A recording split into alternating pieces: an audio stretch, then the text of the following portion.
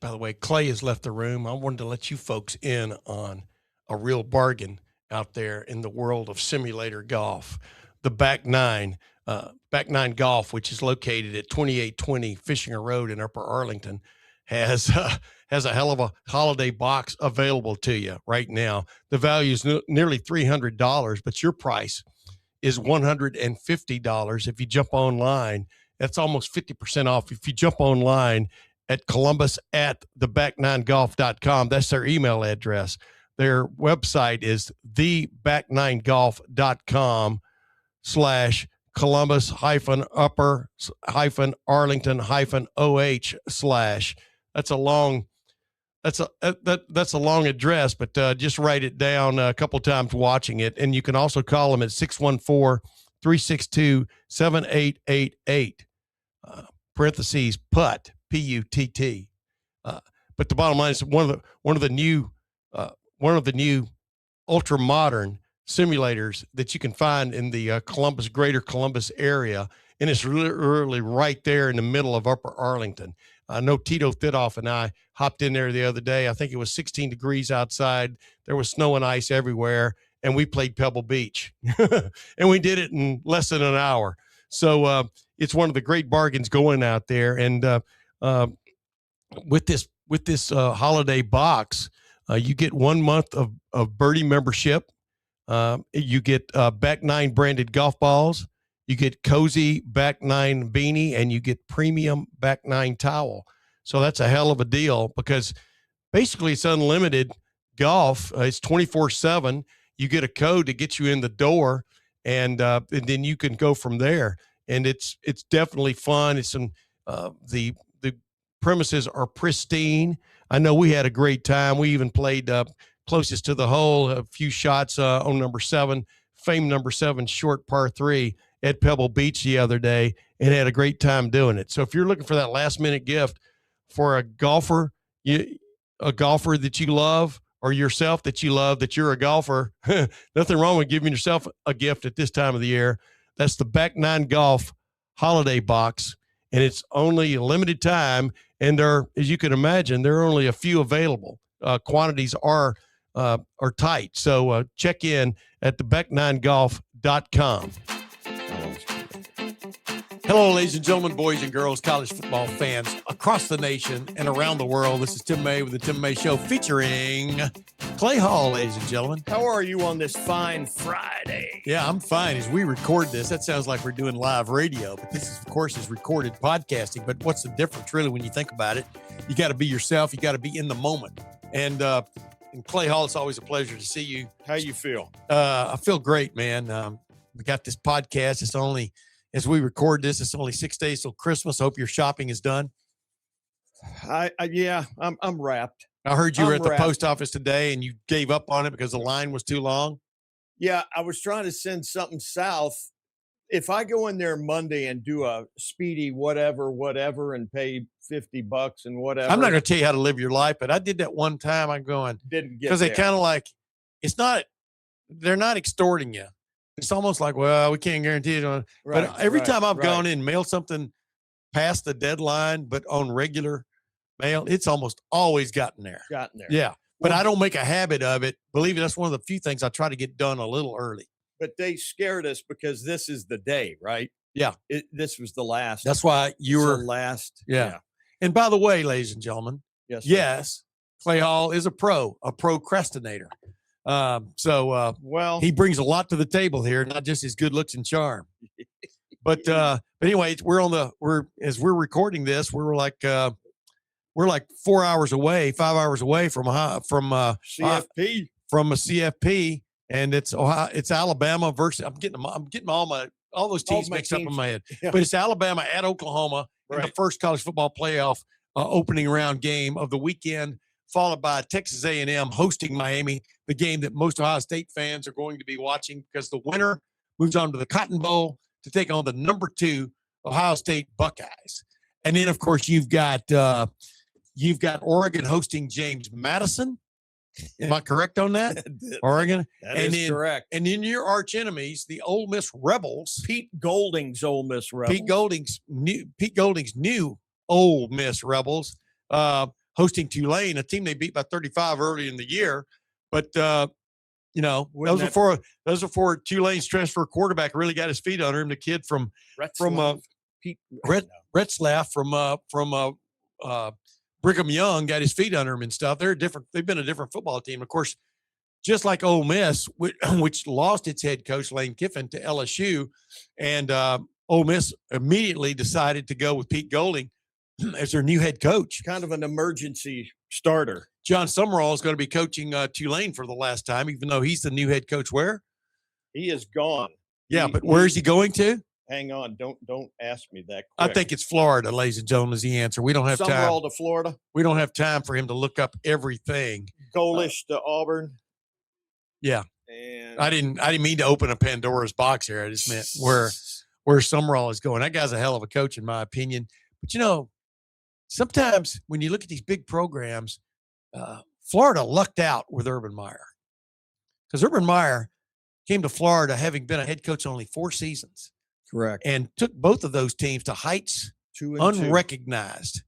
Bowling Green and then Utah.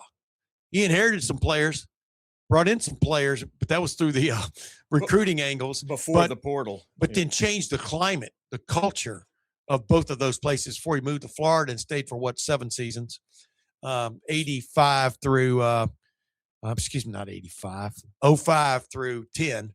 I think that's 5, 6, 7, 8, 9, 10, 6 seasons. 6 or 7. Yeah, 6 seasons. 6, 7. What does that mean? I don't know, but we're not even talking about it because it's stupid. The main thing is if you say it, you're being sort of stupid. All right. You're trying to be hip when in fact you sound stupid. I didn't know what the hell it was. But anyway, that's why. But the bottom line is, but he got it done. And I want to see, if I'm a big time program like Florida, I want to see a head coach who's been somewhere for a while and didn't just get it done in 2 or 3 years, got it done over 5 or 6 years. Where did he take the program? And that's why, Penn State's hiring what's his name? Matt Campbell. Matt Campbell.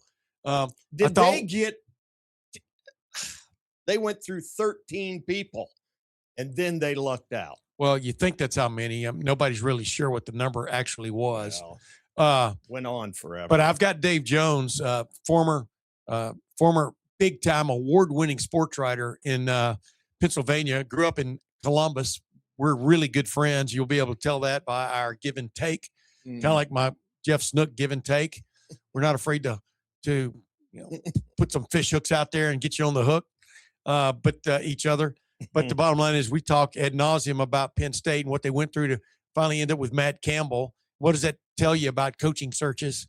Shouldn't you be a little more prepared than what maybe Penn State was? But when the guy you were courting, maybe thinking you had a chance to get on the hook, suddenly the home place where he's going to be swimming out of suddenly throws more chum in the water and more live bait, and he decides to stay home. Then you look kind of foolish. You're referring to? I'm just talking about a bunch of guys, gotcha. But the bottom line, I mean, some of the guys who were on their list, for example, like Kalen DeBoer, who's on everybody's list, and I truly believe he's staying at Alabama. It's not as bad at Alabama, I don't believe, for Kalen DeBoer as a lot of people are making it out to be. Do you really want to inherit that mess up north? Well, I'm talking about Kalen DeBoer, being rumored for Penn State. Now he's rumored to be in the running for Michigan, trying to come after him. But he's kind of left no doubt in my mind, at least with his statements and reactions, that he's quite pleased being at Alabama and plans to be there next year. So we'll see where Michigan goes, whether Jed Fish might be the big fish they're going to land in that job. What they got to do is they got to clean house. And so I talked with Dave Jones about that also, just about because he's been around, he's covered the Big Ten forever. He used to be at the Columbus Dispatch. Matter of fact, he took the beat I was covering back in up through 1984. He took that beat over when I became a beat writer for the Ohio State Buckeyes back in 1984. And so we reminisce a little bit. He was also a TV and radio critic for the Dispatch. But you came around what year? He was Tim Farron before Tim Farron. Yes, 95 for me. Yeah, he was after Jeff Borden and before Tim Farron. Gotcha. If I remember correctly, and he got in trouble on that beat because somebody made some bad remarks about a loved one of his, and he went and squared off with him. So Dave's kind of a local physically. Dave's like kind of a local legend and hero because of yeah. And he was ready to throw down. No, he threw down. Oh, I think if I remember, and as soon as I'm introducing him here with all this preamble, he'll be calling me going blah blah blah. But no, Dave. When Dave has an opinion, you know about it, and that's what I liked about him. He's one of those guys that will put it out there, good or bad. Covered Penn State for 3 decades, literally, and the Joe Pa denouement, and everything else that's associated with that. Of course, Jerry Sandusky, all that stuff that went down. But he has great opinions about college football, also college basketball, and he gives a justified tribute to Chuck Neinas, who just passed away recently, former commissioner of the Big Eight, but then after that, College Football Association, that really put things together that brought about us being able to watch any college football team, any college football game you want to watch anymore on television. When back in the day when I was growing up, you might be able to see Alabama 3 times in 2 seasons, right? And all this kind of stuff. But Oklahoma and Georgia carried the mantle, or carried the banner for the suit against the NCAA from basically prohibiting them from having their own games televised. And of course, that just opened the door, the Pandora's box that ESPN was looking for, of course, to make a major expansion of what it was all about back in the early 80s. So that's coming up in just minutes. Let's get to it real quick. Your choice tonight. Your choice tonight between Alabama and Oklahoma is? I like the home team. That would be their 3rd straight, I believe, over Bama. 23-21 earlier. I like their D. I like Mateer. Anything else there? I like a healthier Mateer because he's had much more time to get over that thumb injury that really. He did not look good against Texas. Well, of course he didn't. It was 17 days after he'd had surgery to repair his thumb. He shouldn't have ever played. No, he shouldn't. But he did. And it's on his permanent record, as Ferris Bueller would say. I just think Alabama is a year away from. Oh, you think they're coming? I mean, no matter whether they win or not. Yeah, because they've had problems on their offensive line all year. They've kind of fixed a few things, but they had -3 yards rushing against Georgia. Right. I don't think you fix that in 2 weeks. No. So I'm going to go with Oklahoma, the home team, okay. Which would play the winner. I think plays Indiana in the Rose Bowl. Okay. Come on. Texas A&M, Miami. Who you got? I labored and over this one, but I like the home team there as well. Kyle Field and Carson Beck.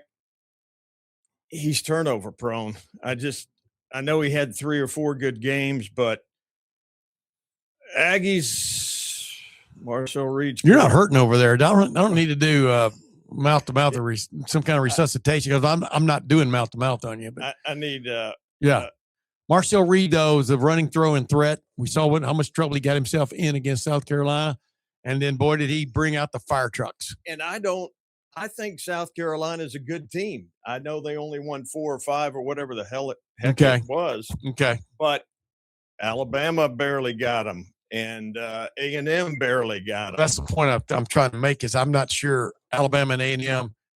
I'm not sure Alabama was playoff worthy this year. I thought it should have been Notre Dame in instead of Alabama. Yeah. We're going to find out about Texas A&M. We're going to find out about them at 11 a.m. Central Time, noon our time on Saturday. I'm taking the Aggies. Okay. I think I'm going to go with the Aggies too. You are? Yeah. Okay. I think Ohio State, you're going to play a good team no matter who you play. But I think Ohio State matches up in some respects with both of these teams favorably in some respects. And main thing being able to throw the ball against them if they can protect. I mean, Miami's got that vicious front four, a couple of ridiculous performers on their front four. So we'll see where that goes. All right. James Madison and Oregon are the night game. Have I got that correct? Yeah. I think 7:30. Yeah, I believe. Yeah. I think I'm pretty good on that. So what about Tulane at Ole Miss? The rematch. Ole Miss won by 35 points in the 10. Yeah. In the earlier game this year at the very beginning of the year. I think it's a little closer. Nothing would thrill me more to see Ole Miss struggle. But their guys are jacked up. They want to prove that just the whole thing wasn't about Kiffin.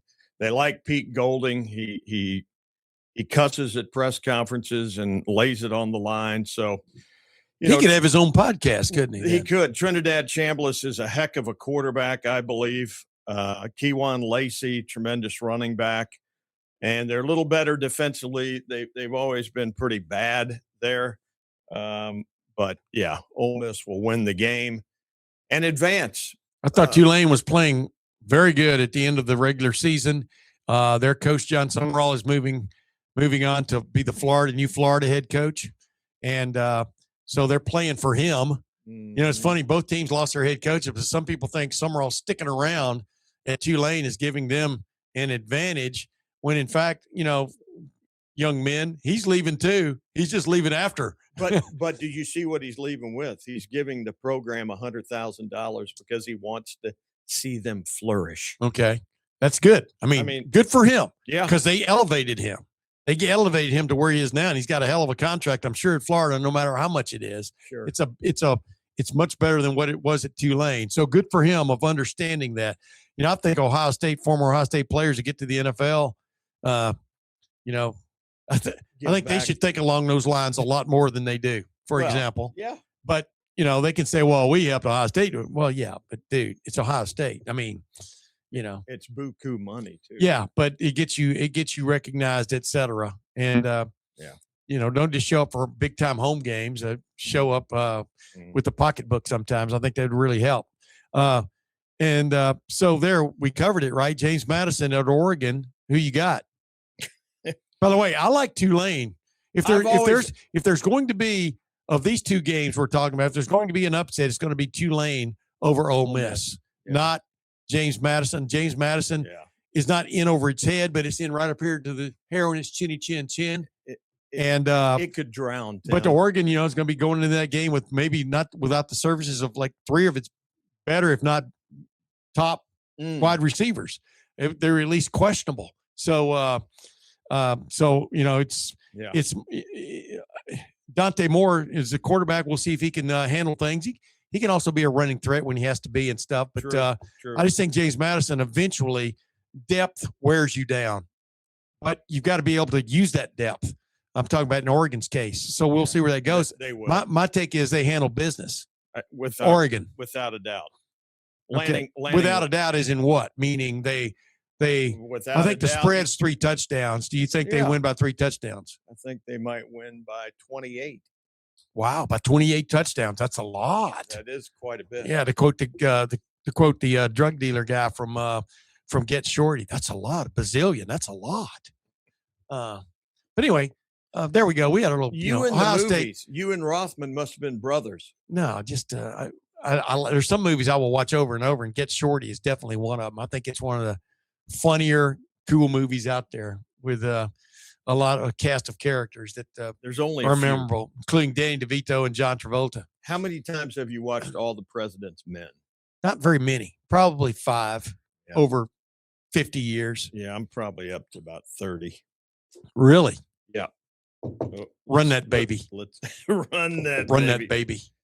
You guys are probably tired. That's what our editor at the Lufkin News, Joe Murray, he'd come by my desk and be putting together the sports section. We had an afternoon paper in Lufkin. I was a sports editor there. Afternoon. Yeah, for 3 years. And after All the President's Men came out, which was in 75, I think, I was a sports editor from late 73 through the summer of 76. And he would come by and go, run that baby, you know, typing up, you know, Groveton. I just talked to the coach. I'm doing the Groveton Dieball football game or whatever. I had covered Lufkin, you know, Lufkin and whomever, Texarkana, whatever the night before and all that kind of stuff. But ironically, Joe Murray, rest in peace, Joe Murray just passed away last year. Joe Murray and Ken Herman, news reporter at the Lufkin News, 2 years later, they won the Pulitzer Prize for a series of stories they did on this what do you call it? Mentally challenged young man from Lufkin who somehow unbelievably had passed the test to get into the U.S. Marine Corps. And this was near the end of the Vietnam era, and had gotten killed in training in pugil stick combat training, where they put on football helmets. Pugil sticks, they kept throwing him back in there, and until basically he had the brains beat out of him for one of another term. And the Marines tried to cover it up. Sure. But the main thing they tried to cover up is, how did this guy get into the Marine Corps in the first place? Not a few. By then, it wasn't necessarily a few good men. It was a few men we can find, kind of thing, near the end of the Vietnam War. And I'm not casting aspersions on the Marine Corps, because, like I said, my daughter's significant other is a captain in the Marine Corps in their special ops. I mean, I sure don't want to mess with him, get him upset at me. Yeah, they won the Pulitzer Prize, and good Joe Murray, one of the great people you would have ever met in life if you got a chance to meet him. One of those larger than life characters in a smallish town. Well, Lufkin was like 35,000, but it was still a smallish town. And when I was there, like 25 to 30,000. But yeah, Joe Murray, rest in peace. One of the great people I ever met. Let's get back on with it. Let's get to my interview with Dave Jones. I think we covered about as deep as we want to go on the first round games, because I don't want to break down Miami and Texas A&M and how they'll match up with Ohio State, because that's a waste of time. I just want to know by 10:30 on Friday night Saturday, by 3:00 Saturday, who Ohio State's going to play, and we'll tackle that in Monday's podcast. Is that a good idea? Yeah. And we'll have Matt Wilhelm on. At least that's scheduled. I made you digress there. My bad. I'm going to have Juliet Pettijohn on later next week, the mother of Riley Pettijohn, ironically. They're out of McKinney, Texas. And then Riley's going home to play. He's right now, I'm giving away a little bit. He's right now hoping it's going to be Texas A&M, just because, when you go back to the home state, you want to go back proud. And that's right. And believe me, if Texas A&M wins, Jerry World, aka AT&T Stadium, is going to be chock full of Texas A&M. The 12th man is a real deal, and so Ohio State fans might have trouble getting the tickets they think they can get out of this until it's decided. But if it's Miami, there are going to be a lot of tickets available. No doubt about it. So they don't travel. No, they don't travel. Well, they travel a little bit, but not like Ohio State has. Probably as many alumni. They might have I'm going to guess here. They might have as many alumni in Texas and Miami. Huge around the Dallas-Fort Worth area, and in Houston. As I hear from them a lot, they might have as many just in the state of Texas as Miami has alumni. Wow. Yeah, because Miami's a private school down there in Coral Gables. Yeah, I mean, you remember Tempe in 03, January of 03. That thing was 75-80% Buckeyes. Right. And then about 5-8% were curious, and the others were Miami fans. But I digress. Bottom line is, let's get to my conversation with Dave Jones. We talk about Penn State and what it went through to get a head coach. We talk about the Michigan situation. He doesn't have his sour, that's the right term, outlook on Michigan rebounding from this as maybe some people do, because as he points out, and you'll hear him talk about it, as he points out, it's still got it's in a ridiculously great financial situation. Yeah. It's the winningest program in college football history, right on down the line. A clean house is what they need. And, you'll hear him extol the virtues of, for example, Jed Fish, because of his background, a little bit of a background at Michigan, but what he could bring, to the table. And then we also, like I said, there's a little tribute at the end of Chuck Neinas. So without further ado, let's get to my conversation with Dave Jones. Man, it's always a pleasure. Always a pleasure when I hook up with Dave Jones. He's bashful. He doesn't have a lot to say. But I somehow know that I draw it out of him. Jim Nance? I draw it out of him. No, wait a minute. You're Jay Randolph. Always a pleasure. Always a pleasure. Hello, friends.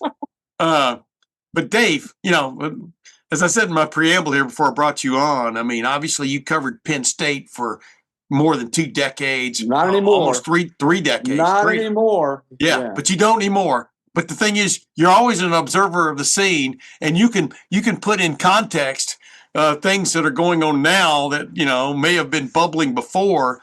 But you and I had this discussion a long time ago.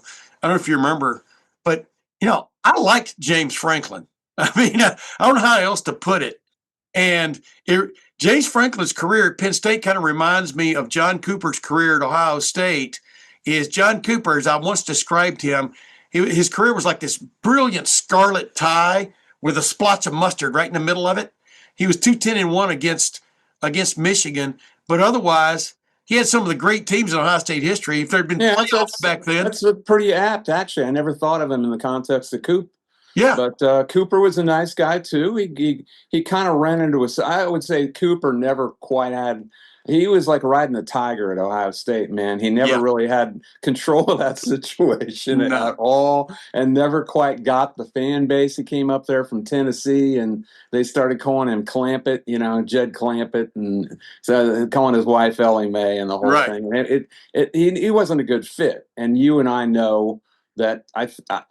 I believe that fit makes a difference. You can't hire Mike Riley at Nebraska. You can't hire Rich Rodriguez at Michigan. But James Franklin was a fit at Penn State. He was. And until he couldn't beat Ohio State like 12 times in a row or whatever it was, once out of 12. And that's unacceptable. It just got untenable. So if your question is what happened, it became an untenable situation. I probably wouldn't have handled it the way Pat Kraft is, who's kind of a bozo athletic director, but we haven't known any of those, right? No. And he was on television in Chicago, right? No, I'm just joking. Pardon me? I said he was on television in Chicago, right, before he got the job. That was a joke. Bozo was on television. Oh, bozo. Okay, well, anyway, I didn't mean to interrupt you. I swear to God. That's really obscure, dude. He did it in a way. Well, I mean, you wouldn't have fired a guy at week 6, would you? Unless you knew exactly what you were doing. Nope. See, he hadn't done it before. He hired Chuck Adazio or Steve Adazio at BC. Right. That's and also at Temple. I think he thought this was just another hire at some third-rate program he had worked at, and it wasn't, man.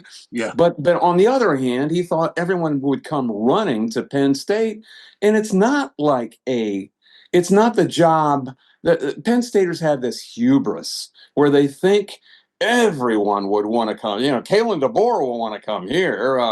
Kurt Signetti will want to come here, and they don't. But not only because they like Sig has gotten a monster built in Indiana. Why would he leave?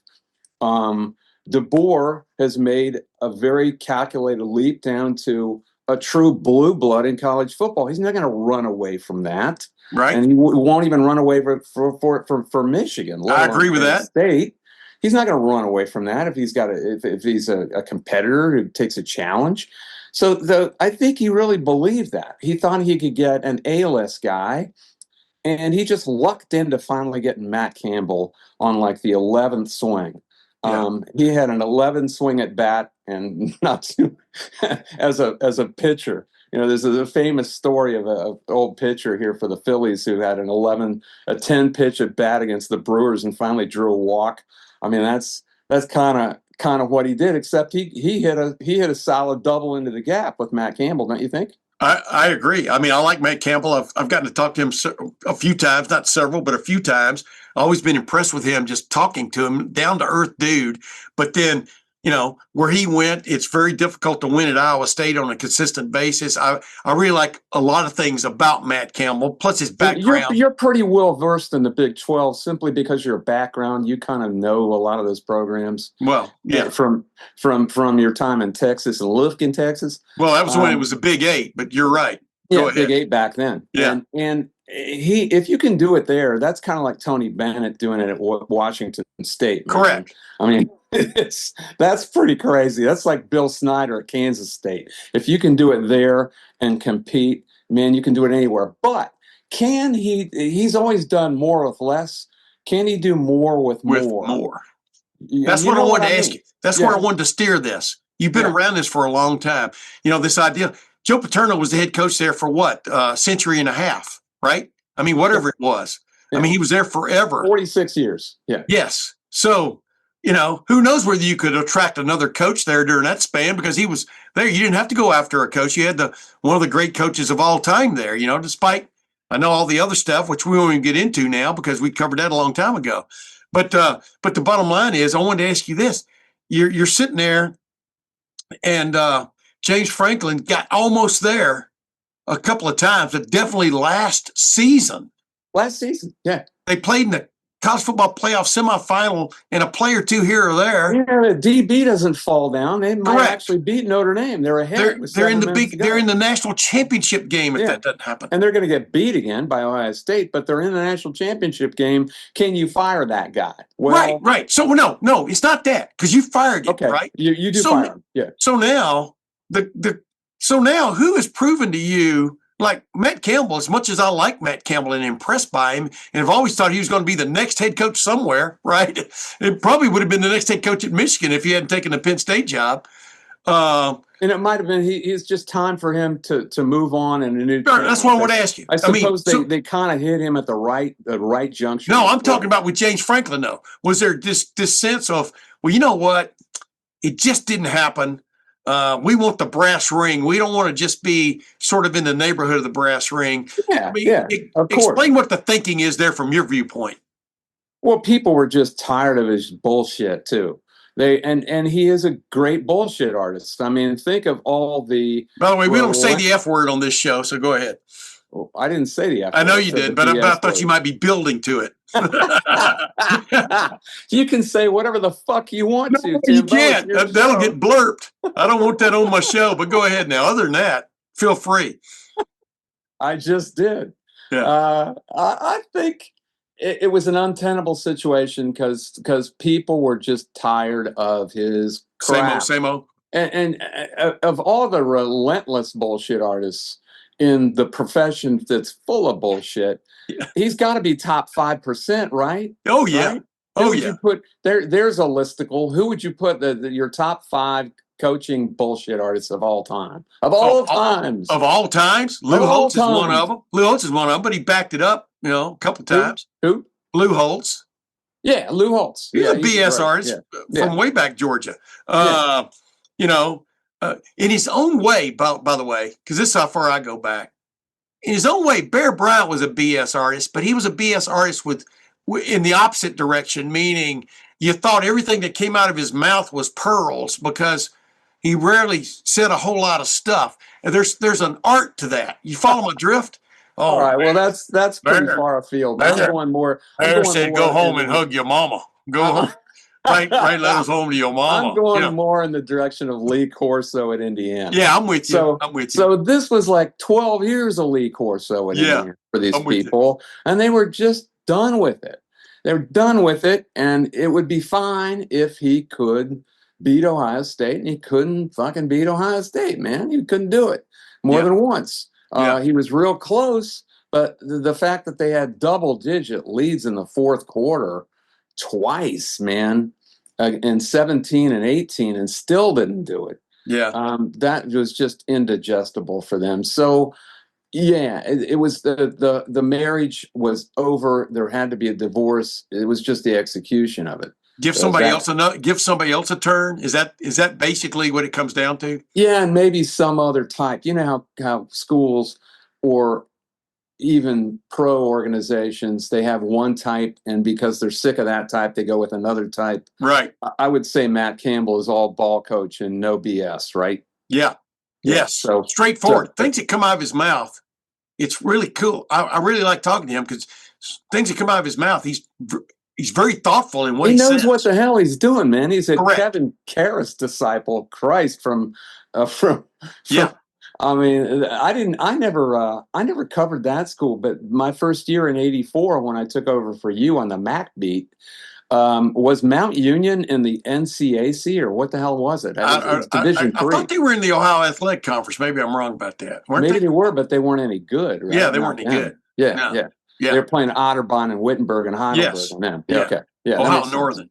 Yeah. Well, I don't even know where the hell it is. It's like Northeast Alliance. Ohio. I think it's in Alliance, isn't it? Or Mount Union or Alliance. I always get Alliance mixed up with Defiance. Yeah, I always wanted to be from Defiance. Yeah, Defiance, Ohio. Well, that's a trivia quiz because what was his name? Won the Indianapolis 500 back in I think Sam Hornish Jr.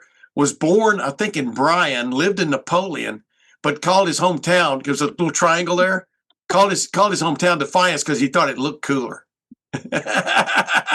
So Sam Hornish Jr., one of the great guys you would ever meet. I'm sure you haven't met him, but let's move on from there. So with Matt Campbell, what I'm getting to now with Matt Campbell is he's been there and done a little bit of that, but he hasn't grabbed the brass ring. No, and so why is there now the faith that he? Go ahead. I think they ended up with him, man. I mean, they kept thinking they went from SIG and dabbling with big names and all the way down the list. It was Elko and Drinkwitz and geez, I mean, who didn't they talk to?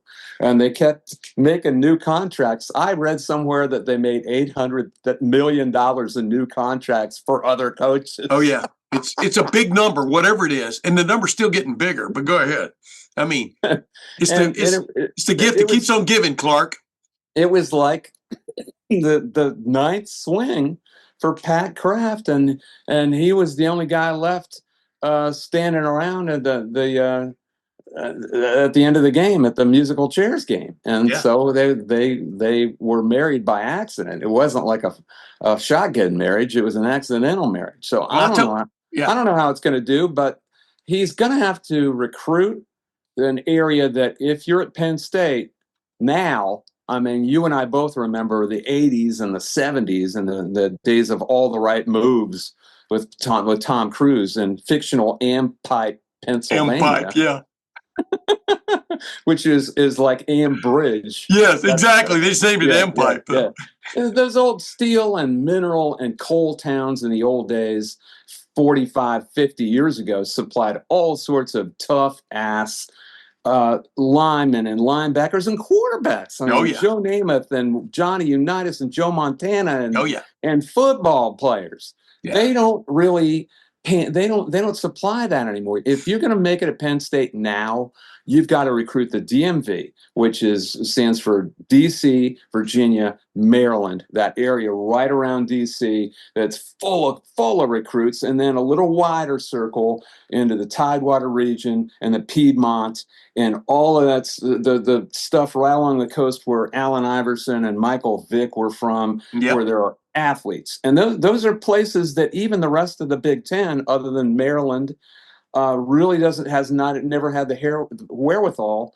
to recruit like Penn State does, simply because it's a geographical locale in the East. And plus New Jersey, I knew you think New Jersey in there is important also. I agree. Yeah. Jersey, the Mid-Atlantic, you have to recruit that now, and then you pick up people from every place. So Matt Campbell hasn't done that. He is from Northeast Ohio. He grew up in Massillon. I think he probably knows part of the area, but he doesn't know the Mid-Atlantic. I've always thought that the eastern United States is divided up into west of the Appalachians and east of the Appalachians, and rarely do the two meet. Yeah. And anytime you get over the east of the Appalachians, it's a different world. It's a different country over there, especially down there in Virginia, Maryland, North Carolina, and even Delaware. They get some good recruits in Delaware. Oh yeah, and which is south of Philadelphia. That you got to recruit that. So that's a world Matt Campbell doesn't know. We don't know if he can recruit. Well, that's what I wanted to ask you before we move on. The thing John Cooper did, John Cooper turned it into a national pursuit when it came to talent. And but you start where your core is, which is Ohio, and move out from there. And You know, and I disagree with the idea that the idea about John Cooper is, I mean, you know, those mid-90s teams were as good as anybody ever. He could recruit, man. Oh, yeah. He never But had I mean, trouble exception recruiting. of the Michigan game, with the exception of Michigan, the guy had a hell of a record at Ohio State. Let's leave it at that. He didn't have a good bowl record either. But my point is this. Matt Campbell, you got to give him credit on the fact he's gotten football players to come to freaking Ames, Iowa. Right? Yeah, but not the kind of But not the kind you need win your at national Penn championship. State. And that's Correct. what these people want. So That's what they want. That's what people will be watching. You and guys like us will be watching that over the next couple of years. So how attractive can he make it? Go ahead. Is he a fit? I don't know. Is the brand going to endure, or is it going to become Nebraska? I don't know. Right. Right. Because it could become Nebraska. It's not a place where kids naturally want to go to. It's like Bob Knight said in 1989, I've been to Penn State. It's a goddamn camping trip. There's nothing around for 100 miles. I've gone fishing around there. I don't know why they're in the Big Ten. We should call it the Big 11. So there's nothing for 90 miles, and then it's Harrisburg. And then there's nothing for another 40 miles in any direction. Any direction. Altoona. Yeah, I mean, that's it. So Nebraska kind of had the same problem in a different way. I mean, they got Omaha, which is a pretty big city, but the problem is they were recruiting an entire region, and they had to recruit Texas. They had to recruit a whole giant region where there was nothing else, and all those corn-eating farm boys wanted to go play Nebraska football, and it was a different game 50 years ago. There wasn't the speed that there is now, so you could get by with 70 corn-eating white boys, and you can't get by with that now. That's part of their problem. You know? Hey, real quick, what would be in a nutshell? What would be your advice to Matt Campbell on what he's walking into, but how to deal with it? I don't think he needs my advice. He should be who he is. No, but I didn't ask you whether he needed your advice. I said, what would be your advice if you could give him any advice? Be who you are, because you know what the hell you are doing. Yeah. He is a really, really good football coach. I thought they were incredibly fortunate to land him simply because he was available, and he had never been available. He'd turned down, 7 NFL teams and USC? Those college are better teams jobs across the country. Those are better jobs than this job. USC is a better job than this job. Yeah. And he just happened to be at the point in his career where he was like, okay, it's time for something different. I don't know if he talked to his wife and kids and said, well, what are you guys up for something different? And they all kind of nodded their heads. I don't know what happened, but for once he was ready. So he knows what the hell he's doing. Okay, let me ask you this. He was doing. He knew what he was doing at Mount Union. He knew what he was doing at Toledo, and he's been knowing what he's doing at Iowa State. He's had 3 really good steps in college football to build up to this. This isn't some coordinator like, God bless him, Brian Hartline, who's got a really good starter job, but he doesn't know if he can be a head coach in South Florida. Right. This isn't that. And I don't know that he can't, but that's going to be tough because he's never done it before. This is a guy who knows how to be a head coach. The thing I give it up to Pat Kraft on is he didn't go that direction. Meaning, I'm not talking about Brian Hartline, but some coordinator. But Penn State deserves a proven head coach to take over because there's such a huge difference between being a head coach and being a coordinator. Oh, you got to be a CEO, man. No, especially today. It's crazy. You've got to coordinate so many things at once. Yeah. Plus, you got to be the face man on the front porch for the entire, not just the program, the school anymore. Yeah. The president's dependent on you, the chancellor, whoever, to be the face of the damn school because it affects enrollment. Yeah. I mean, it's that crazy. And that's what you're getting paid for in your $9 or $10 million, which if you were told that even 10 years ago, would you believe it? No. That coaches are making that kind of money. No. So that's what you're being paid for. And some guy like Terry Smith, God bless him, who has never even been a coordinator, they're not going to get a handle on this job. If you recruit, if you hire a coordinator even to do this job, it better be somebody like Marcus Freeman, who's had a whole bunch of experience under a lot of guys who knew what they were doing. Brian Kelly for years, and watched and listened. And Terry Smith didn't have that, man. He was just in this Penn State cocoon for his whole career and never even been a coordinator. The people, the Joe bots is what I want to call them, because he wore the 409 Joe button after beating Nebraska. They're out of their minds because he showed loyalty to Joe Pa. And that's why they want to hire him. They don't know what the hell they're talking about. They've got no idea what they're talking about, what this job entails. Yeah. Terry Smith's a great guy, by the way, a really great guy. He's not ready for this job. He's not ready for it.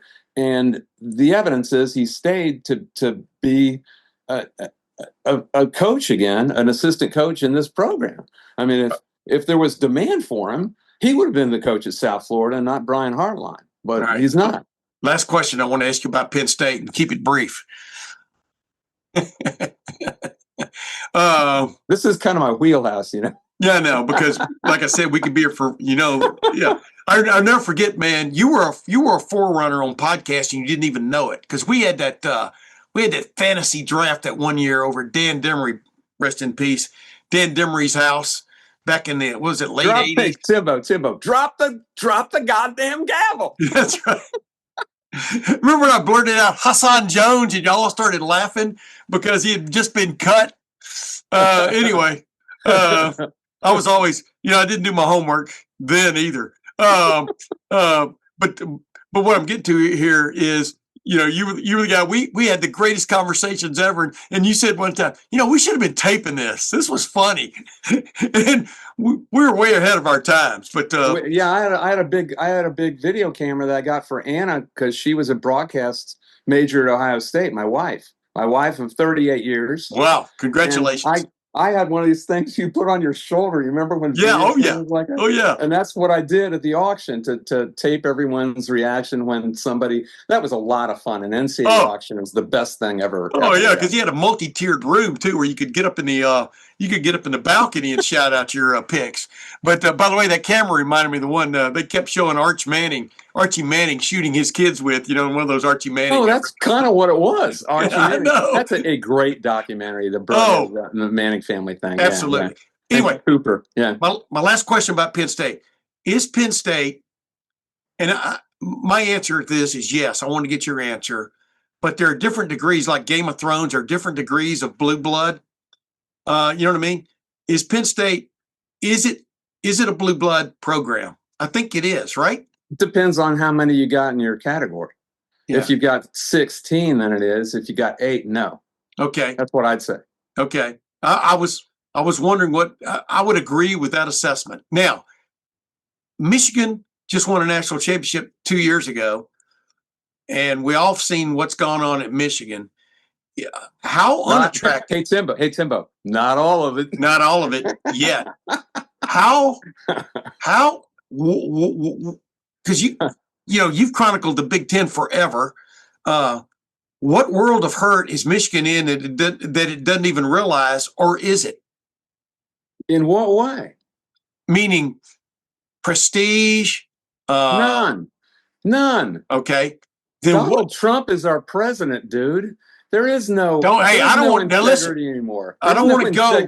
There's no integrity anywhere anymore. I don't want to go too far that direction. I want to ask this. I don't think anyone cares anymore. Let's stick with sports and football. But that was a great analogy, by the way. Yeah, let's stick with sports and football. So as we're recording this, they haven't hired anybody. Mm-hmm. I don't even really know who they keep. Like Kalen DeBoer, his name pops up on everybody's list now, even though he's coaching one of the great programs, one of the great current programs as well. He's out. So they'll probably get a Jed Fish, and that's fine. Jed Fish knows what he's doing at Washington. He knows what he's doing. They're going to have people who want that job because they got two things that you have to have right now. They got tons of money. They got more money, more revenue than even Ohio State. a bigger endowment than Ohio State, because they've got, you talk about blue bloods, you talk about old money and people in New York, people in San Francisco. University of Michigan is a better school than either Penn State or Ohio State. It is. It's right there almost with Northwestern, and it's probably on a level with Illinois. And the people that come out of that school make a ton of money, and they care. They care about football. So you've got lots of money and people who care. And any job like that now, it's all about NIL, baby. And it's all about what the big mega donors are willing to give you. Michigan will always qualify.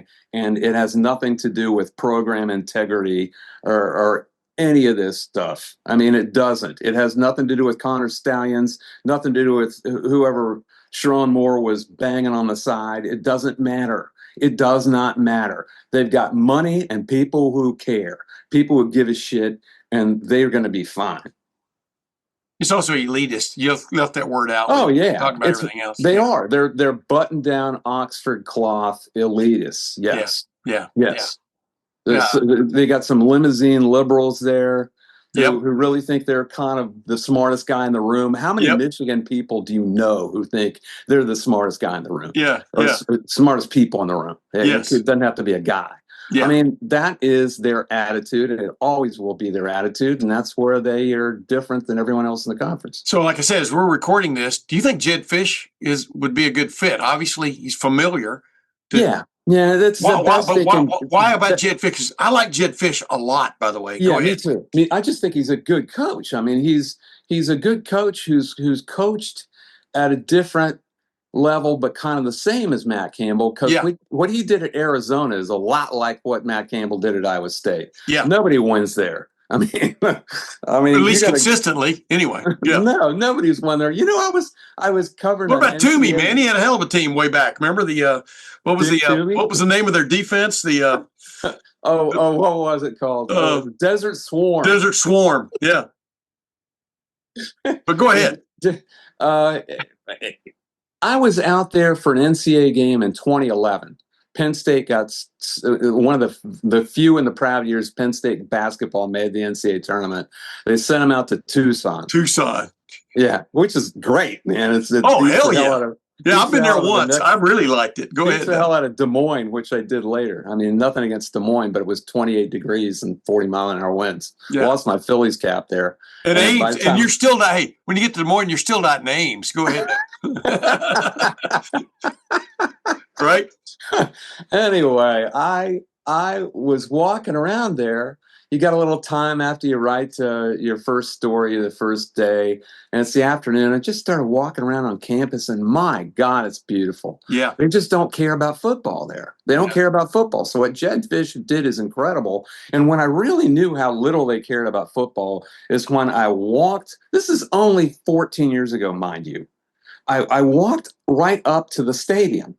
It's not very imposing. It's probably. No. Have you been there? Oh yeah, Ohio State played there in 99 or 2000. They played at Tucson. Yeah, it was 99 degrees. The kickoff was at 8:00 Tucson time, and it was 99 degrees. But go ahead. Well, it's not an impressive place, right? No. Tell the people. It's just. No, it's not. It's like, it kind of reminds me of Rutgers a little bit. Yeah. It's like this place. Are you kidding? Yeah. Not only that, but the gates open. It's like Ohio Stadium in 1972, man. The gates open and I walk right in there. There's nobody there.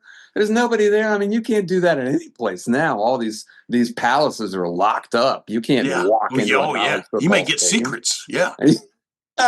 There's nobody in there. I'm looking around and it's kind of dingy and dirty. And like, no kidding. They just don't care about football. And Jedd Fisch got it done there seriously at that place and recruited quarterbacks. Think all the quarterbacks who went to school there. I mean, a lot of good quarterbacks in a couple of regimes. So Rich Rodriguez kind of made a go of it there. There's a place where Rich Rodriguez fit, actually. But if you can do it there, that's you can do it anywhere. Well, that's another situation. You've done more with less. Can you do more with more? Yeah, I'm with you on that. But I don't know. As you well know, hiring any coach anywhere, despite no matter what his background is, his resume is, it is a roll of the dice, right? Yeah. Will they fit? Will they be able to handle whatever challenges here that they didn't have? You know what I mean? It's always a roll of dice, no matter how good they are. You know, Urban Meyer's one of the few guys to come along where he just did it everywhere, and then wore, you know, he wore himself out, you know, from the standpoint of a bulb, just kind of, you know, popping off, and then refurbished and coached at Ohio State for 7 years, won a national championship, and moved on. But just like he did at Florida, like he did at Utah, like he did at Bowling Green, and I'm just thinking what I was morphing into here, Dave. Are we going to see anybody stay at a place 10 years anymore? Do you think that's going to happen? I'm not sure in how college football. I'm not sure how Franklin did it for 12. Yeah, but I'm talking about from now on is what I'm saying. You know. Yeah, I know. Because the thing has changed so much in the last 5 years. It's got to stabilize first, man. It's got to stabilize both economically and with the way the calendar works. I mean, it's the Wild West in every way. Oh, I think there are schools who don't belong in this swimming pool, who aren't going to make a go of it. They're not going to be able to make a go of it. And the sooner we get to the point where the Big Ten and the SEC decide, why don't we work together, the better it'll be for everything. And I don't think that's coming anytime soon. They're like this. They're both still warring. Can you imagine if they got together and had the bargaining power with the networks? I mean, then no-brainer. Oh my God, then the money would be crazy. But what would have to happen is a labor agreement. You would have what you should have right now, where you have guardrails on everything. Yep. Because if you have a labor agreement, you have to have guardrails on salaries, salary caps, player health, all that stuff has limits and ceilings, and all the people in charge of the money know how to budget everything. I mean, I'll hold my hand up. Yeah. The word that everybody, for whatever reason, it's the C word, and I don't mean the bad C word, you know, it's the word contracts. They are so afraid. I don't know why everybody, I think they're just holding out until the time is just right. Well, the SEC, because I don't think they're stupid. Because the only way you get true control over a football player, true control as in with some, you know, everybody has some options, is with a contract. I mean, now they've got to get to that point so there can be collective bargaining.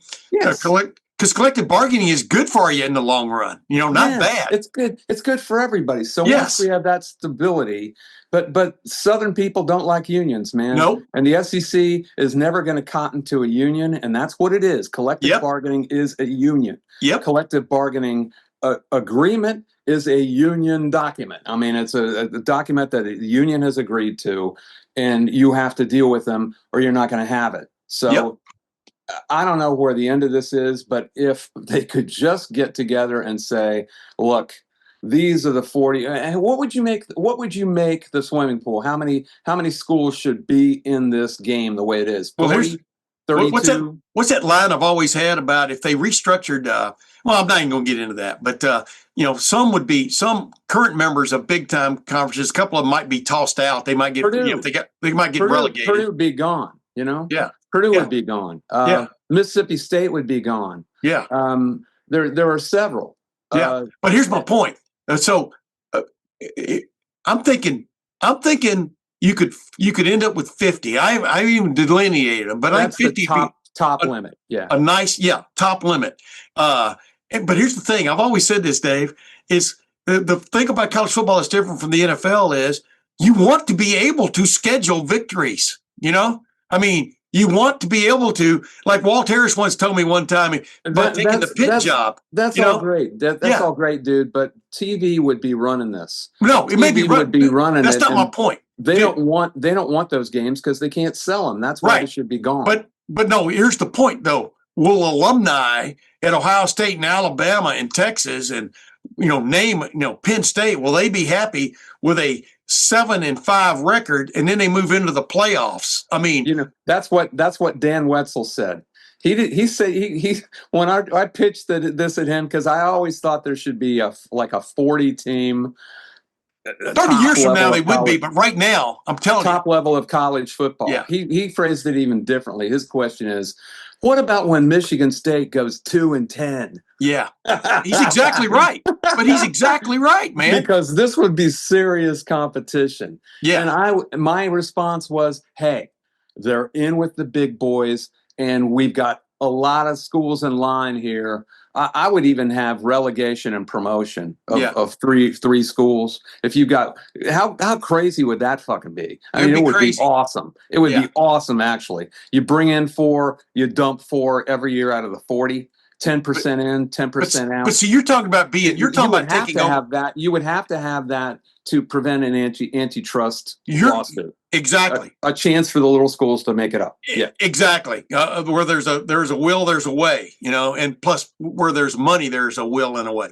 But no, you're exactly right. That's the thing about it the great thing about college football is there are 130 teams. Wait a minute, listen, hear me out. And they all have different, they're almost like all 130 different city states. I know they have their conferences and stuff, but the Big Ten, Ohio State and I would think even Iowa don't see eye to eye on most things, a lot of things. You understand what I'm saying? Yeah. And what? And my point is, you don't necessarily want to give up that ability to be different from that school over there. If you put them all in the same league, it would be like a mini NFL. No, but what would you gain?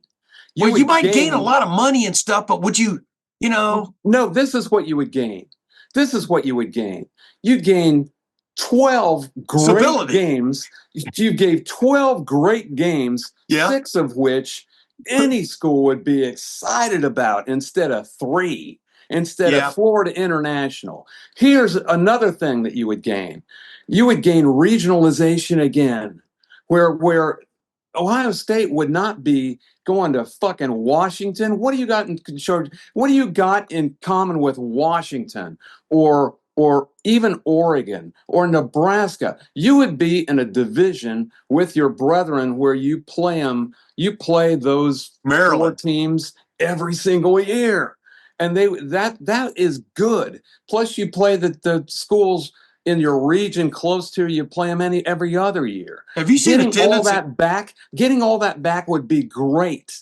It would be great for college football. Have you seen attendance at Cleveland Browns games and Cincinnati games in December? You understand what I'm saying?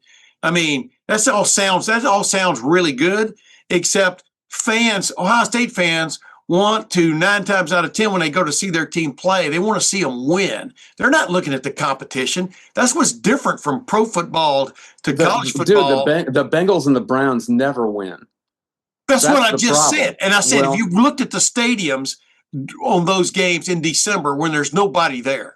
Well, if you win sometimes, then the people will show up. Those teams never win. Those are bad examples. I just don't want a mini NFL is what everybody's talking about. We're comparing the Browns to an average NFL team is just wrong. They're in the NFL. Playoffs.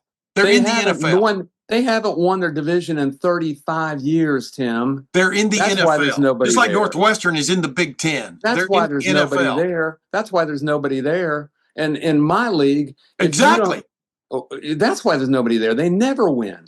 If you didn't never win in my league, you're going to get relegated. We'll give somebody else a chance. But that means teams down below you have to not only be aspiring to be there, they have to have the wherewithal to be there. And if they get relegated to begin with, they're not going to have the wherewithal to move up. And how would you determine whether they have the wherewithal without a bunch of those teams playing the teams from the 50?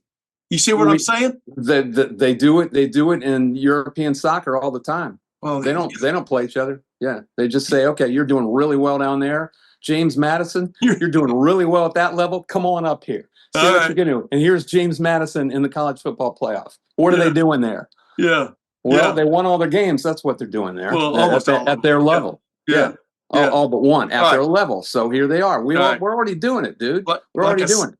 Like I said, this is a rabbit hole. I agree with a lot of what you said, but not all of what you said. You see what I'm saying? That's why I miss the regional component. I agree. In college football. Andy Geiger said that 20 years ago when I was doing a story about this very thing. Penn State, I was okay with. Yeah. Nebraska, well, I was okay with in the Big Ten. I'm a Big Ten guy, man. I grew up in Columbus. I grew up in that league. I was okay with Penn State, certainly because it made my job a lot more fun. I mean, that was 4 months after I got here in 1989. They announced that, and I know all about this. So, of course, I'm good with that. But I'm good with Nebraska, too. It's contiguous. Yeah. I'm even good with Rutgers and Maryland. I'm not good with poaching teams from a league on the West Coast and ruining it because Tony Petitti and Carol Folt, the president of USC, decided, yeah, let's sack this whole fucking league. No, I'm not good with that. And I'm not good with kids flying all across the country to play volleyball. This is stupid.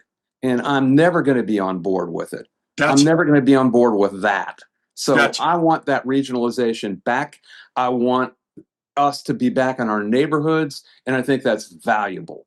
And with a Super League done right, that's what would happen, man. You mean to tell me that California and Stanford sitting there on the Pacific Ocean, being in the Atlantic Coast Conference, absurd. Hits you sideways? It's insane. You know, and SMU. What does SMU have to do? You would know better than anyone. What does Southern Methodists have to do sociologically, regionally, geographically have to do with the Atlantic Coast Conference? They're bigger than Wake Forest. I mean, dude, that's another. We've gone way too far on this. That's a story for another day. But I will say this: SMU has shown what it was all about. You know, when it was the Pony Express, and then got. The only team ever put on death penalty by the NCAA. They've all shown that stuff's legal. You pass a plate. You pass a plate at Southern Methodist University, and it doesn't come back empty. But they're willing to play in this pool. They can play in this pool. I'm all for them being in my swimming pool, in my 40-team swimming pool. I'm not okay with Wake Forest because they can't. They don't have the wherewithal. They're a private school. They shouldn't be in it. You know, they should play football in Division II. That's all I'm talking about, man. I mean, make Division I Division I. Isn't it amazing that Wake Forest was actually located, I think, in Wake Forest, North Carolina at one point? Am I right about that? And then it's in Winston-Salem. The movers and shakers, the cigarette people at Winston-Salem. You know, I didn't know that. No, so you look it up. I think they moved the entire school to Winston-Salem so they could have a university, you know? I mean, it's crazy. I didn't know that either till I went down there for that. I got a Sports Writer of the Year award down there. The NC, I forgot what it was called, but it was in Winston-Salem. I didn't know because I thought this is where Arnold Palmer went to school. I was wrong. You know, it's a cool place. It's a great place. It was just in Winston-Salem a couple of months ago. Yeah, it's a great place. And it's a great place. It's a great town. Yeah. But that school, hell, if the tobacco industry was still as powerful now as it used to be, they'd be in the Super League because they would have donors who would be sinking huge money in it. That's what it takes now, man. Hey, you mean to tell me Winston-Salem was on Tobacco Road? You know what? Where's Marlboro? Where's Marlboro, North Carolina? You know what else it's known for? Is Chris Dufresne's great story about Bob Knight walking home from the NCAA tournament when they lost to Colorado. You ever heard that story? No, real quick. Oh my God, Chris Dufresne, the LA Times, they lost to Colorado in 1997. Who was the great player who went to the Pistons from Colorado? I can't remember his name. He was on the great Pistons team with Larry Brown coaching. In 2004, they won the NBA title. That was the only tanks, star. Man. One big time player. Go ahead. Yeah, that was the only star in Colorado. But I mean, it was enough because Indiana was falling on hard times, and they lost again in the first round. And Knight was so pissed off, he did like a 30-second press conference and then disappeared out the back. And Chris Dufresne followed him, and he never quite saw him, but he followed his trail, and he was on the loading dock because he saw him go through a door. And he asked these guys on the loading dock, where did the coach go? Because the bus was there, but Knight wasn't on the bus. And to people who've never, I've been to that arena. We've all been to arenas where the bus comes in the big loading dock and the players get on. Yeah. So Knight's not on the bus. Wow. And this is a reporter, man, the late Chris Dufresne, who was my hero, man. I wanted to be Chris Dufresne from the LA Times. And he he starts asking questions. And these guys on the loading dock said he walked right out there into the rain, and it's like pouring rain. It's dusk in March, and their people were telling him he didn't get on the bus because he wants to walk back to the hotel. Wow, downtown? Yeah, through That's a walk. downtown, which is not even a good area, man. No. It's not a good area back to the hotel, which was like a 4-mile walk, 5-mile walk. And DeFrank gets in his car, just kind of on a hunch, and he finds him. He drives by him, and there he is walking, slopping along the road in the rain with no umbrella, no nothing. And he's got his houndstooth cap on like this. Yeah. Yeah. And he doubled back just to make sure that it was really night. And it was, so he could see his face. Yeah. Because the light was low. Yeah. And yeah. he didn't stop and say, "Hey, coach, what are you doing out here?" That was another great part about it. He just let him go, made sure it was him, and then wrote his whole story around it. Wow. And it was freaking amazing. I'll send you the stories. What would have been different? Winston-Salem, North Carolina. Yeah. What I would have done different, I would have stopped and asked him if he needed a ride. I would have actually asked him that. You know what I mean? But but you just want to get his reaction, and that's why you're wrong. Yeah, exactly. Leave him alone. Get the F out of here. Get the hell out of here. Yeah, I know you. You're one of Ottie's guys. Yeah, you're one of the Dick Ottie's guys. By the way, we had to call him one year. I think we had to call him Bob Knight. We had to change from Bobby Knight to Bob Knight.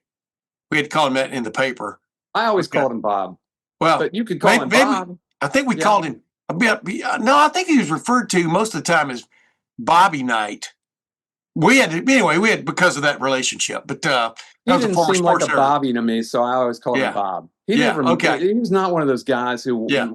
I mean, I called Mike Krzyzewski Mike. I called Bob Knight Bob. Yeah. I called Dean Smith Dean. They didn't mind it. I'm saying we had to call. I know. I'm just saying there was some kind of, maybe we had to call him Robert for all I know. I don't remember. How things were occasionally there. I never heard of anybody really caring until Deion Sanders when he demanded to be Coach Prime. Coach Prime. Get the hell out of here. Get the fuck out of here. Yeah. Man. Coach Prime, formerly known as Deion. Anyway. Yeah, stop it. Yeah. And then just coach. Hey, last question. Chuck Neinas passed away. I don't think people understand maybe some of the he was like, 92 years old? Did you ever meet him? Yeah, I met him one time, but it was like I always wanted to meet him. Wanted to meet him. But go ahead, give people a little bit of background on who Chuck Neinas was all about. And it might glaze people's eyes over who just love college football and don't care about the guys that make the machine work. But he's the reason you can see all the games you can see now. It isn't just cable TV and it isn't just streaming services. The whole reason is that he decided in 1977 to 77 or 78, start something called the College Football Association, because he sensed that the NCAA shouldn't own the rights to college football and how many games won. Now, if you're our age, if you're Timbo's age or my age, you remember when there were like 3 games on, and then maybe something with Harvard and Yale or the Service Academy, and that was it. Yep. I mean, you were lucky if you were there 3 games on. You didn't get to see Ohio State. I think the 68 season, I remember seeing Ohio State against Michigan State, and then we got to see him against Michigan on WOSU, because you had to use the UHF tuner to see that, and it was all grainy, but it was actually in color, which was like, wow. And Chuck Neinas completely changed all of this, because he challenged it. It took him like 7 years to finally win the case in the Supreme Court. But when I started and I took Timbo's job over at the Columbus Dispatch covering the MAC, that was 1984, the first year after the Supreme Court decision that no, the schools can own their own rights and the NCAA has no right to tell them how many games they can put on TV. Yeah. And that changed everything, man. Chuck Neinas made that happen, and he was a visionary in the same way that Jim Delaney was kind of a visionary. In seeing that a league's own network could really work if it was done correctly and done in partnership with a major network like Fox. He was a visionary in the way that he saw that it wasn't necessarily a detriment to have more exposure of all this great football, and that people would still go to the games in person, because that's what Walter Byers and all those old wrinkly bastards thought, that if we have all these games on TV, no one will go to the games, which is bullshit. It was bullshit. That's the way they talk, by the way, too. Nobody's going to go if we have all those TV. No, you're exactly right. It was like the Indy 500. I think the first live telecast, as it happened, I think was 1986, the Indy 500, and it got delayed 6 days. That was a year. Remember that? Bobby Rahal won. Yeah, it was delayed every year. Yeah. That was just caveman thinking. Yeah. All those years, and you had to wait. You knew what was happening, then you'd have to watch. Who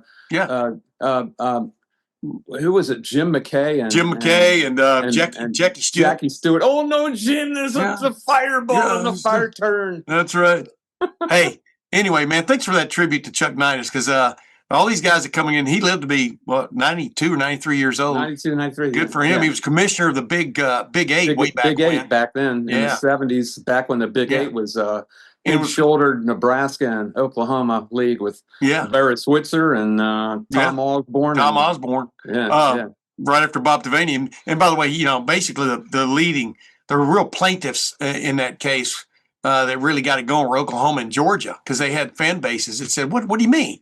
Well, what are you talking about? We can't watch. We should be able to watch all of them. Yeah, right. Anything we want. Yeah. And where would ESPN be? Would ESPN even happen? You took the words out of my mouth. I mean, if they didn't have that content, I don't know where they'd be. Because when ESPN first started, they'd started about 4 years before 1979. Yes. Yeah. And 78, 80, 79 with George Grand, and they were putting on ridiculous stuff. Like they showed entire Demolition Derby and Australian rules football. They showed entire Australian rules football games. Yeah. I used to watch them, because I like the guy that we go when it was in between the two. He doesn't do that anymore. And he'd wave those semaphore flags. Yeah, the white suit on with the hat. With a little hat.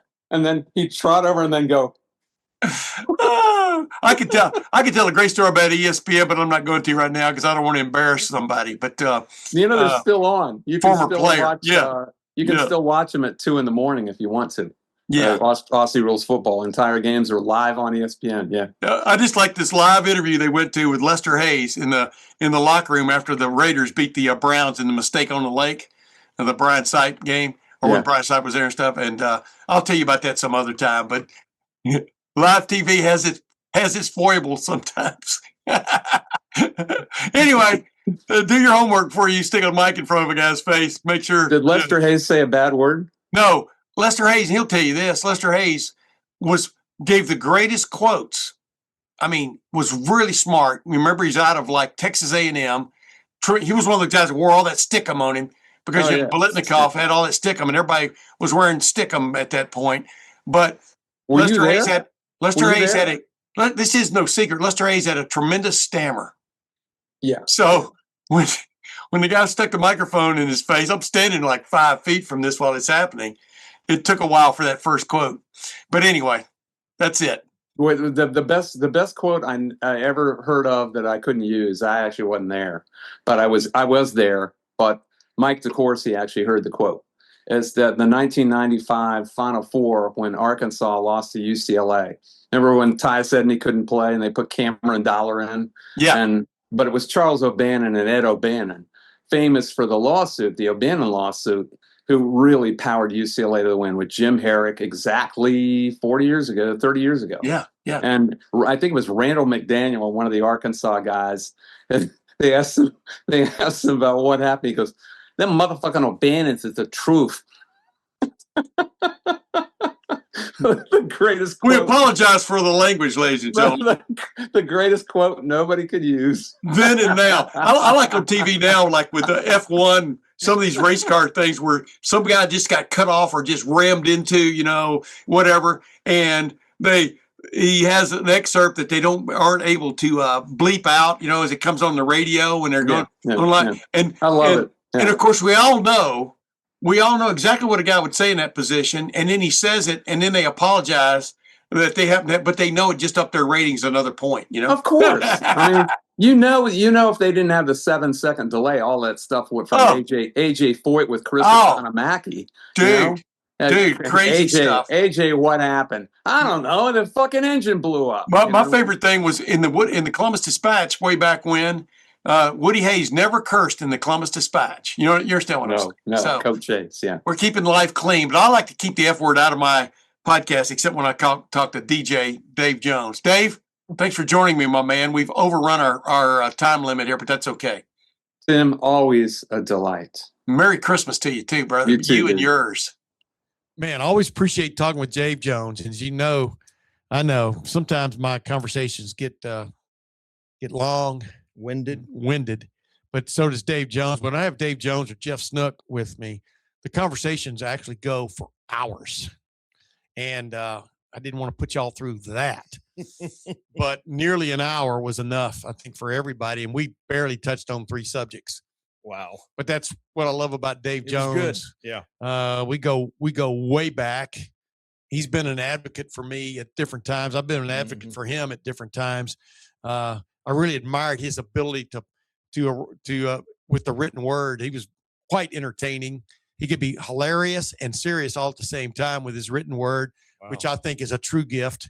And Harrisburg Patriot News. Before that, he was at the Columbus Dispatch, like I pointed out. And he went to Harrisburg Patriot News and moved up to being a beat writer, I think, of Penn State, first basketball and then football.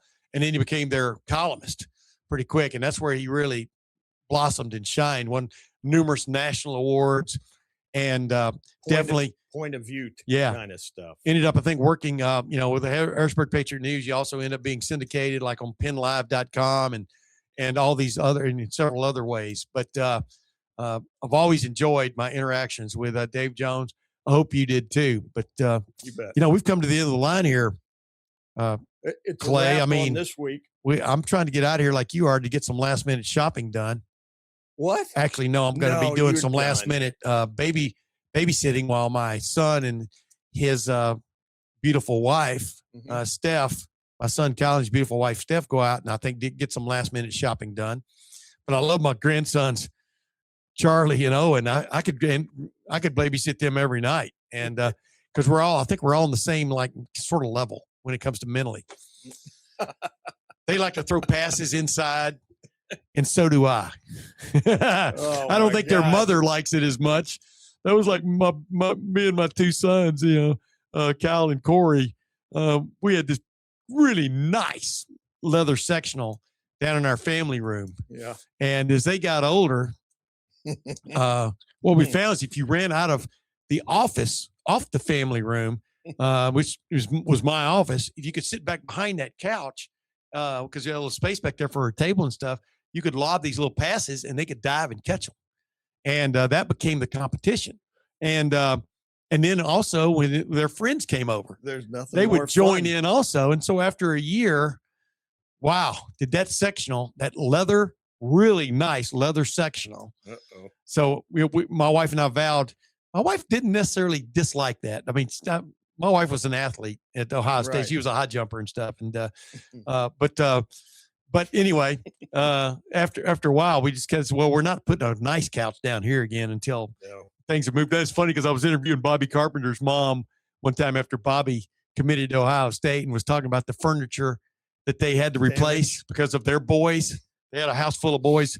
And I said, we went through the same exact thing, man. It's crazy, but wouldn't erase those for anything. And so now my 2 grandsons, they have an actual playroom. It's got some padding and stuff in it, and you can go at it. And one's 4 and one's 6, and they really like that now.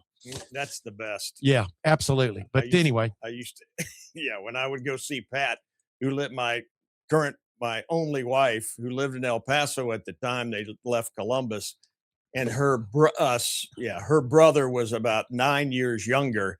And every time I showed up, he's tackling me for about 6-7 days. And sometimes it got a little physical. Yeah. Because he was a big kid. And he's like, oh, you don't need to talk to my sister. Come over here. Come on. We're going to play 4 downs right here. Me and my 3 brothers and I, we could split up exactly two against 2, right? And we played knee football in the house, and we broke quite a few pieces of furniture. not necessarily a couch and stuff, because you can't always keep your balance even on your knees, right? But those were knockdown dragouts, man. Oh, I remember. You played until there was blood, and then you called it because you didn't want to get in trouble with Mom. But anyway, Mom, I think Mike tripped. Anyway, slipped. Yeah, he slipped and tripped, and somehow or another cut his head. I don't know what happened. But anyway, Ben and Mike usually beat up on me and Tony, my baby brother, who's going to be 68. My other two have passed away, but always think about him. Huge at this time of the year, the year when we all got and ran to the tree in Demopolis, Alabama, that one Christmas. And Ben and Mike had these blue football uniforms with helmets and shoulder pads. Wow. And Tony and I, we had red jerseys and basically gold pants with football helmets and jerseys. And because Tony and I were kind of the same size, and Ben and Mike were always husky. If you're following my drift about husky, that was the size back then. I don't think you're allowed to say husky anymore. I used to sell husky pants at Youthland in Kingsdale. There you go. Way back. You know what I'm talking about husky. Oh, my. But so anyway, but now you can't call them that anymore because that's some kind of put down or something. But ma'am, I think they should have called it the big and bigger kids shop. But ladies and gentlemen, we'll see you again on Monday. We're going to talk about Ohio State, who Ohio State's going to play in the Cotton Bowl. Ohio State's been to the Cotton Bowl. It'll be the third straight year. 23, 24. 24 was early 25 last year in the college football playoff semifinal against Texas. They got beat, of course, by Missouri the year before in the real Cotton Bowl, and then they're going to the Cotton Bowl again this year, December 31st. Who they're going to play? We're going to find out about 3:30 on Saturday afternoon when Texas A&M hosts Miami, and we'll be back to talk about that. And I'll have Matt Wilhelm is scheduled to talk about some of those things also. But Clay and I will definitely be back on Monday for our regularly scheduled programming through the holiday week. There you go. So until then, for Clay Hall, I'm Tim May. We will see you then.